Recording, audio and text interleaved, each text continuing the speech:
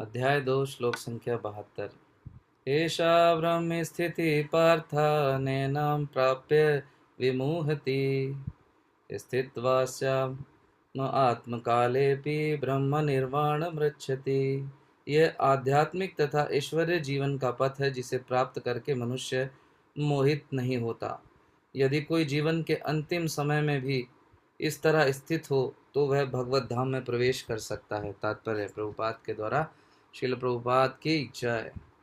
मनुष्य कृष्ण भावनामृत या दिव्य जीवन को एक क्षण में प्राप्त कर सकता है और हो सकता है कि उसे लाखों जन्म के बाद भी ये प्राप्त न हो।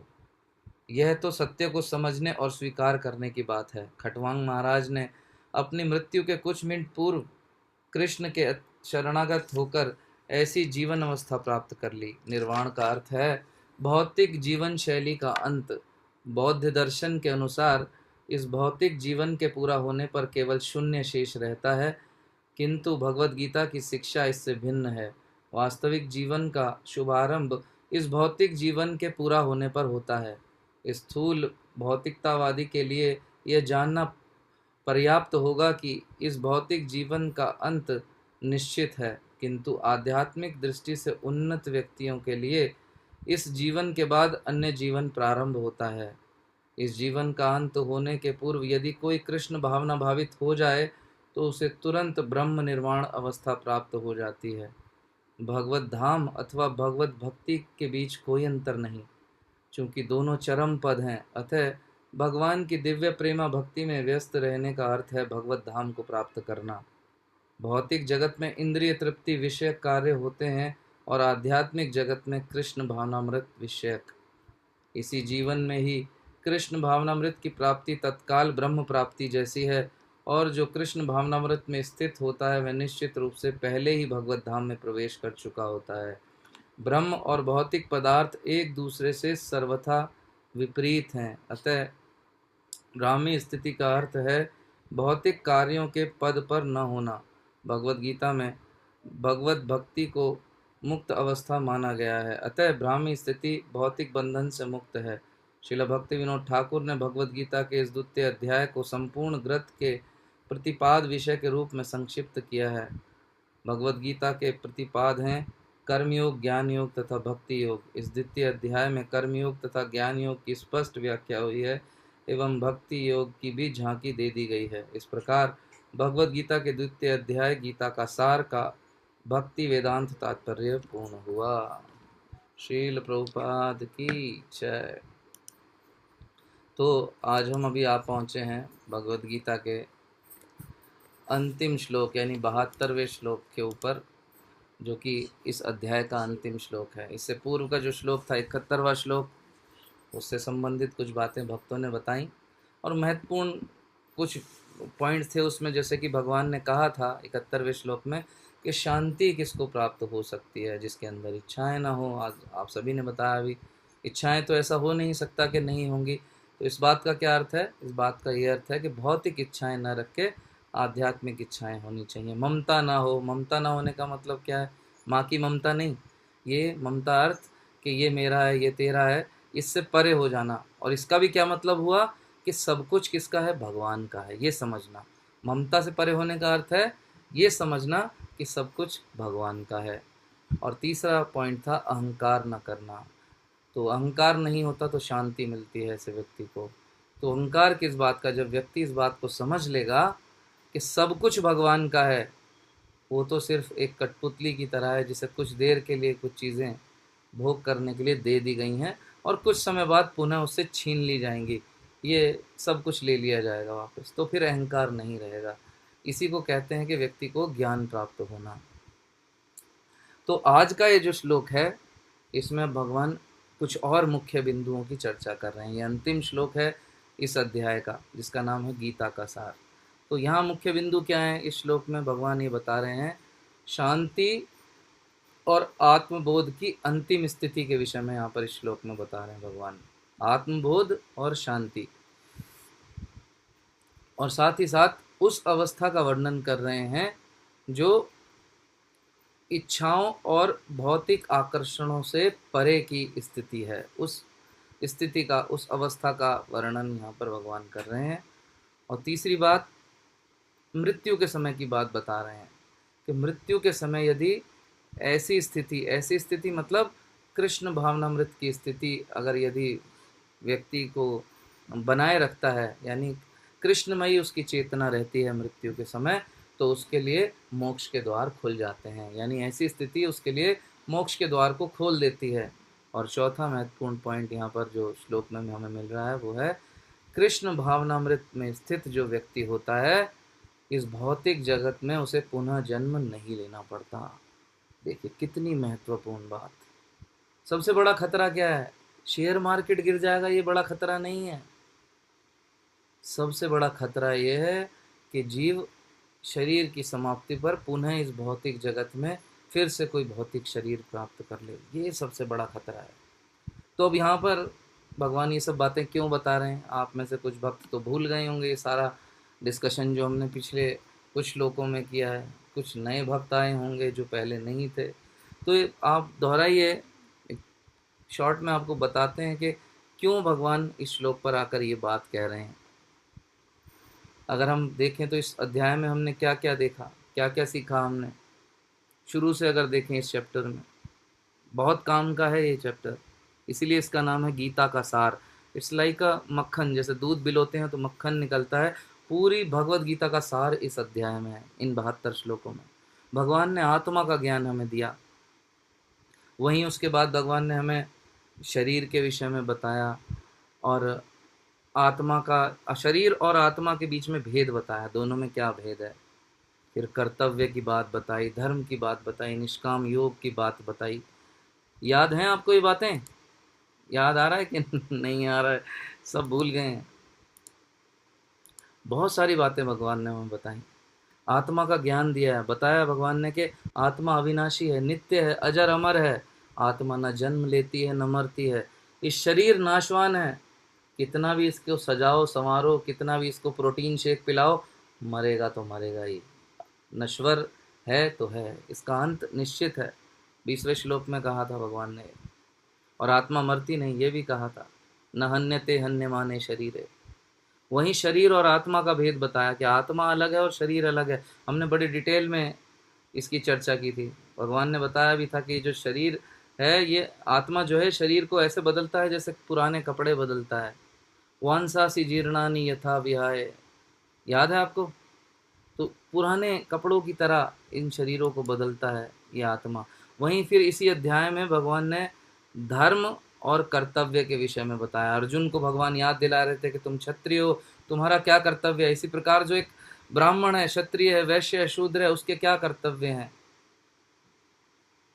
ये सारी बातें भगवान ने हमें धर्म और कर्तव्य की बताई। उसके बाद भगवान ने इसी अध्याय में निष्काम कर्म योग की बताई बात, कि फल की चिंता मत करो, सिर्फ अपने कर्म पर ध्यान दो, फल तुम्हारे हाथ में नहीं है। आप अपने जीवन में भी देख सकते हैं, हम सिर्फ कर्म ही कर सकते हैं। कर्मण्यवाधिकारस्ते मां फलेषु कदाचन, दूसरे अध्याय के 47वें श्लोक में भगवान ने ये बात कही थी। कर्म पर अधिकार है लेकिन फल पर अधिकार नहीं है। वहीं फिर भगवान ने एक और चीज बताई थी, स्थित प्रज्ञ। यस, स्थित प्रज्ञ जो व्यक्ति होता है उसके लक्षणों को भगवान ने बताया। याद होगा आपको, अर्जुन ने 4 प्रश्न किए थे 54वें श्लोक में, कि जो स्थित प्रज्ञ व्यक्ति है प्रभु, वो उसके लक्षण क्या है, वो कैसे बैठता है, उसकी भाषा क्या है। स्थित प्रज्ञ का भाषा, उसकी भाषा क्या है, वो बैठता कैसे है, वो चलता कैसे है। तो इन सभी प्रश्नों का उत्तर जो है भगवान ने दिया था। 55 पहले प्रश्न का उत्तर 55वें श्लोक में दे दिया था। वहीं जो दूसरा प्रश्न था अर्जुन का, आप लोग बता सकते हैं कहाँ दिया था उसका उत्तर? याद है कि नहीं याद है? दूसरा जो प्रश्न था उसकी क्या भाषा है, उसका 56वें और 57वें श्लोक में उत्तर दिया। उसके बाद तीसरा प्रश्न था कि वो बैठता कैसे है। बैठता कैसे क्या मतलब? कि अपने मन को किस प्रकार वो नियंत्रित करता है। इसके ऊपर प्रश्नोत्तरी भगवान ने उत्तर दिया था अर्जुन के इस प्रश्न का, तीसरे प्रश्न का। और कौन से श्लोक थे वो? 58 से 63, यस 58वें श्लोक से 63वें श्लोक तक भगवान ने इस तीसरे प्रश्न का उत्तर दिया था। वहीं चौथा प्रश्न था कि वो चलता कैसे है, यानी अपने मन को सेवा में किस प्रकार लगाता है वो व्यक्ति जो कि स्थित प्रज्ञ है, और इसका उत्तर 64वें श्लोक से लेकर 72वें श्लोक तक भगवान दे रहे हैं। और यहाँ पर कंक्लूड कर रहे हैं अर्जुन के उन चारों प्रश्न स्थित प्रज्ञ व्यक्ति के विषय में जो अर्जुन ने पूछे थे दूसरे अध्याय के 54वें श्लोक में, उसी का 55वें से लेकर 72 तक उत्तर दे रहे हैं। और 72वें श्लोक पर हम आज आ गए हैं और यहाँ पर भगवान कंक्लूड कर रहे हैं कि स्थित प्रज्ञ व्यक्ति किस तरह से जो है वो अपने मन को डील करता है, किस तरह अपने मन को नियंत्रित करता है, किस तरह अपने मन को सेवाओं में लगाता है, और जब ये सब काम करता है तो किस प्रकार उसको शांति प्राप्त होती है। और वो कंक्लूडिंग श्लोक आज भगवान बोल रहे हैं। तो मैं भी आपको याद आ गया होगा पूरा रिकैप कि इस पूरे अध्याय में हमने क्या क्या सीखा था। तो ये जो आज का श्लोक है, अब यहाँ पर आकर जो भगवान कंक्लूड कर रहे हैं, क्या कह रहे हैं कि यदि जीवन के अंतिम समय में कोई व्यक्ति कृष्ण भावना भावित रहता है और उस अपनी चेतना को मुझ में लगा कर रखता है तो वो मोक्ष को प्राप्त कर सकता है। वहाँ पर उदाहरण दिया खटवांग महाराज का। खटवांग महाराज को देवताओं ने बुलाया था जब असुरों के साथ उनका युद्ध हुआ, और उस युद्ध में खटवांग महाराज ने बहुत मदद की और असुरों को हरा दिया, देवताओं को जिता दिया उन्होंने अपनी मदद के द्वारा। तो खटवांग महाराज से उन्होंने कहा देवताओं ने कि मांगिए, हम आपको कोई आशीर्वाद देना चाहते हैं, कोई वरदान देना चाहते हैं। खटवांग महाराज ने कहा मुझे ये बता दीजिए मेरे जीवन का कितना समय शेष है। तो देवताओं ने तुरंत बताया कि बस कुछ ही क्षण, एक पहर बचा है आपके जीवन का। खटवांग महाराज ने तुरंत अपने राजसी वस्त्रों को त्याग दिया, अपने अस्त्र शस्त्रों को त्याग कर एक मतलब पूरा जो है अपना एक चित्त हो गए, भगवान के श्री चरणों में ध्यान लगा दिया। और जैसे ही वो क्षण आया जब उनका देह त्याग हुआ, तो क्योंकि उनकी चेतना कृष्णमयी थी, वो सीधा भगवत धाम में प्रवेश किए। वैसा ही परीक्षित महाराज, उनको पता था 1 सप्ताह का समय बचा है, पूरा समय उन्होंने भगवत चेतना में लगा दिया, भगवत धाम प्राप्त हुआ। तो अंत समय में यदि भगवान का नाम लिया जाए तो मोक्ष प्राप्त होता है। कोई कह सकता है कि भाई ऐसा कैसे संभव है, अंत समय में अगर नाम लेना है भगवान का तो फिर सारा जीवन में क्यों भगवान का नाम लूँ? क्यों आप बोलते हो भक्ति करो भक्ति करो? जवान बच्चों को इस्कॉन वाले भक्ति में लगा देते हैं, जब बूढ़े हो रहे हों जो लोग 70+ उन्हें इकट्ठे करके लाना चाहिए, अंत समय में ही तो नाम लेना है भगवान का। तो प्रभुपाद जी इस बात को समझाते हैं, सारा जीवन अभ्यास करना पड़ेगा, तब वो स्थिति आएगी कि अंत समय में भी हम भगवान का स्मरण कर पाएँ, अन्यथा नहीं होगा। जैसे एक स्टूडेंट है कोई, उसका एग्ज़ाम भले ही 1 साल बाद हो, तो उसको तैयारी आज ही करनी पड़ती है, पूरी तैयारी करेगा, प्रैक्टिस करेगा, तब वो एग्ज़ाम में कुछ लिख पाएगा। किसी का सिंगिंग कंपटीशन का एग्ज़ाम हो, वो इंडियन आइडल टाइप जो रहते हैं ना प्रोग्राम, वो सोचे कि मैं सीधा वहीं जाकर गाऊंगा तो वो गा सकेगा? नहीं गा सकेगा, उसको पहले से अभ्यास करना पड़ेगा। तो अंत समय में भी भगवान का स्मरण उसे होगा जो पहले से अभ्यास करेगा। और यहाँ पर निर्वाण के विषय में बता रहे हैं भगवान, निर्वाण क्या है। भगवान बताते हैं, प्रभुपाद भी बताते हैं कि भौतिक जीवन से परे की स्थिति निर्वाण है। भक्ति के अभ्यास द्वारा जब व्यक्ति धीरे धीरे भौतिक जीवन को समाप्त करता है, धीरे धीरे भौतिक जीवन छूटता जाता है और वो भगवान की ओर बढ़ता है, तो ये स्थिति निर्वाण कहलाती है। बौद्ध धर्म क्या कहता है कि इस भौतिक जीवन के समाप्त होने पर केवल शून्य बचता है, कुछ है नहीं। लेकिन भगवान श्री कृष्ण बिल्कुल इसके विपरीत बताते हैं भगवद गीता में कि जब हम भौतिक जीवन से परे होकर आध्यात्मिक जीवन में लग जाते हैं तो उसे निर्वाण की स्थिति कह रहे हैं भगवान, वो है निर्वाण की स्थिति। तो महत्वपूर्ण है कि हम किसकी बात माने, निसंदेह भगवान की बात हमें माननी चाहिए, वही अकाट्य सत्य है, अल्टीमेट वही काम आने वाला है। तो इस बात को समझना होगा कि आत्मा की मृत्यु तो होती नहीं है, और शरीर, आप ये समझिए कि आत्मा की मृत्यु होगी नहीं, और जब व्यक्ति ये शरीर छोड़ देगा और ये जो आत्मा है ये भगवान के धाम में प्रवेश कर जाएगी, और भगवान के धाम में प्रवेश करके क्या करेगी? भगवान की सेवा करेगी। तो ये जो स्थिति है ये भी निर्वाण की स्थिति है, प्रभुपाद जी बताते हैं। और एक बहुत सरल भाषा में समझिए निर्वाण की स्थिति, प्रत्येक वस्तु को भगवान से कनेक्टेड देखना, ये निर्वाण की स्थिति है।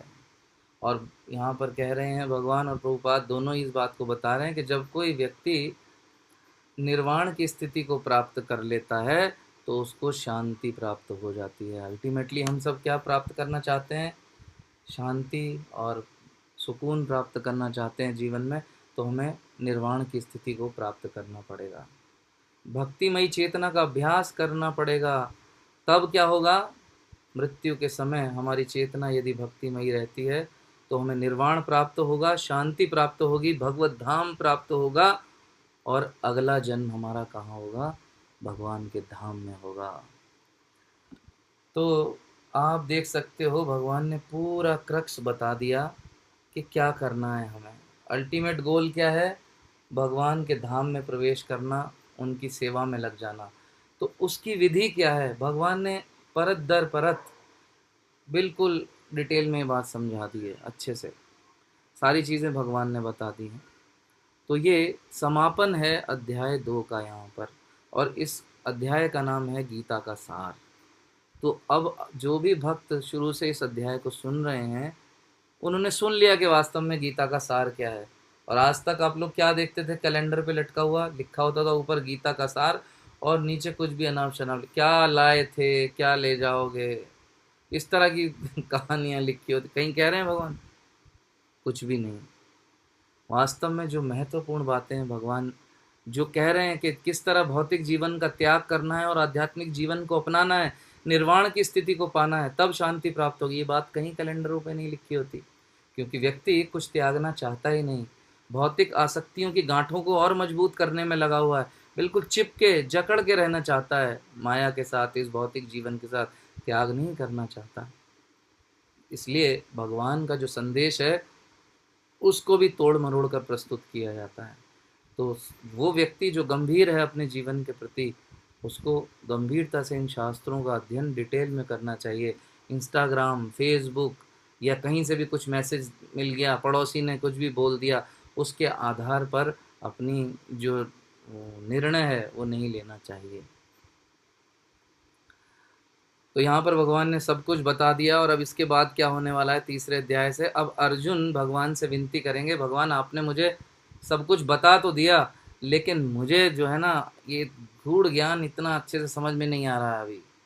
अभी आप मुझे और विस्तार से बताओ। तो अब जितने बाकी के अध्याय बचे हैं, अध्याय 3 से लेकर 18 तक, अब भगवान इन्हीं बातों को और डिटेल में बताने वाले हैं, और ज़्यादा इन बातों का खुलासा करने वाले हैं, ताकि हम जैसे जो लोग हैं जो एकदम से इस गहन ज्ञान को नहीं समझ सकते, नहीं पकड़ सकते, वो भी इस ज्ञान को समझ सकें। धीरे धीरे भगवान जो है और डिटेल में गहराई से जो है समझाने वाले हैं, अपने जीवन में इस निर्वाण की स्थिति किस प्रकार हम भगवत धाम को प्राप्त हो। आगे जो श्लोक हैं बहुत अच्छे से इस स्थिति को समझ पाएंगे। तो जो है वो बने रहना है 18वें अध्याय के अंतिम श्लोक तक। हम सभी को जो है टिके रहना है, इस क्लास में बने रहना है। आया राम गया राम बिल्कुल नहीं बनना है कि आए 2 श्लोक सीखे और फिर चले गए, नहीं। ठीक है, तो आज की कक्षा को यहीं विराम देते हैं, पुनः कल मिलेंगे आप सभी से। हरे कृष्ण कृष्ण कृष्ण हरे हरे, हरे राम राम राम हरे हरे। भगवद गीता यथारूप की जय। शील प्रभुपाद की जय।